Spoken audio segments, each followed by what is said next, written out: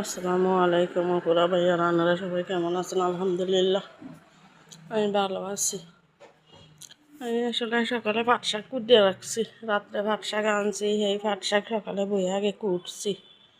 তো এই গাছের মধ্যে দুন্দু লগা পাইছি, টমেটো দুগা, আলু দুগা, পাট শাক তরকারি কুটিয়া কাটিয়া দুই এই রসুন পেঁয়াজ বাটছি। এরপরে ভাত বয়ে দিছি, সবার আগে ভাত হয়ে গেছে। তো মাছের রাত্রে জাল দিয়ে থইছি। এখন আবার এই ডালি লইছি, বলের ভিতরে ডালি লই আনতে রসুন পেঁয়াজ বাড়ি এই বইয়ে দিছি।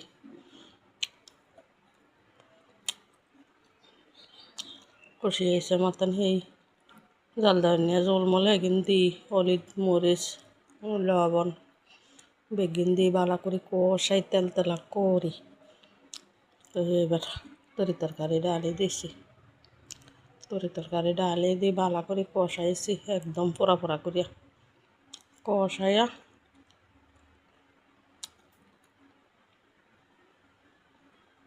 ওটা মাছ এগিন দিয়ে দিছি, রোল করে দিছি, দি বাস ডাকে দিছি লাড়ি সারি। দুন্দুল অজ্ঞা বেশি না গাছও নাই, দুন্দুল এখন দৌড়ে হসি যায় বেশিরভাগ ওই বৃষ্টি বাদল নাই, এই কারণে দুগাছারি গাছে দৌড়ে। এই পরে অনকাই বলকাইছে তরকারির মধ্যে।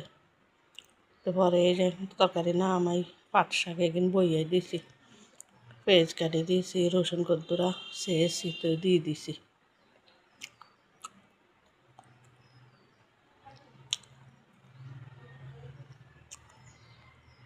কারণ এই শাকও নালতার শাক, তো নালতা শাকের ভিতরে তেল রসুন পেঁয়াজ বেশি করে দেওয়ান লাগে। তো একেবারে ভাজা ভাজা হয়েছে মতন নামাই মাছ দুজনে ভাত খাইছি। আজকে তো শুক্রবার।